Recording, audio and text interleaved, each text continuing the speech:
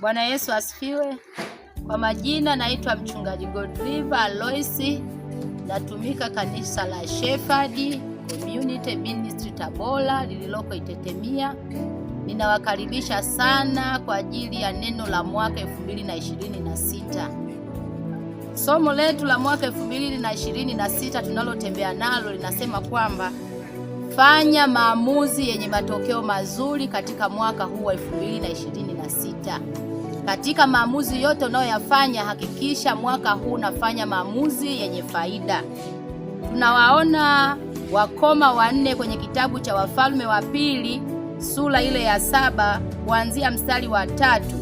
Ukisoma mstari yote hiyo kuanzia mstari wa 3 sura nzima ya 7 inakuelekeza namna wakoma walivyofanya maamuzi mazuri ya kufata chakula kwa Washami.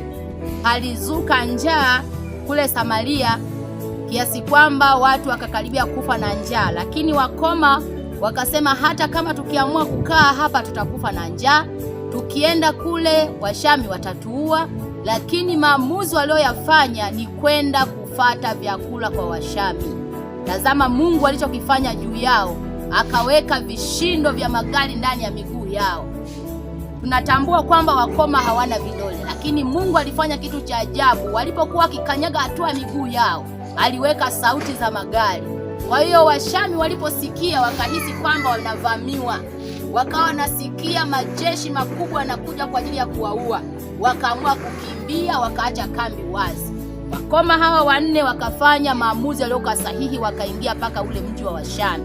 Wakakuta kambi ziko wazi, wakakuta ng'ombe zimewekwa pale, kondoo, mali, fedha za kila namna pamoja na vyakula. Wakala wakashiba.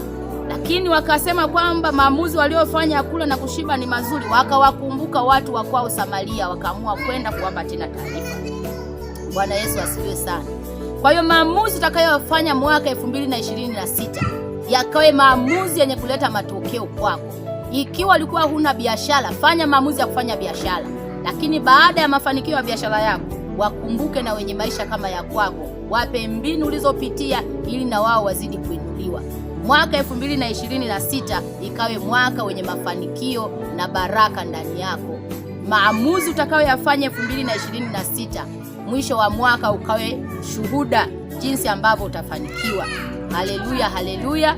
Ninawapenda watu wa Mungu, karibuni. Ibada zetu tunafanya siku ya Jumatano, tunaanza saa 10, tuna mafundisho ya neno la Mungu. Lakini pia Ijumaa tuna maombi na maombezi. Ni bure kwa atakayetaka kuja kufanywa huduma hiyo, anaombewa bure, hakuna malipo.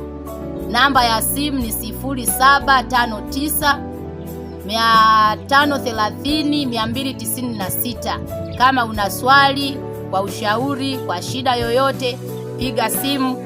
Lakini pia naomba ufollow chaneli yetu kwa sababu tunaanza kurusha live.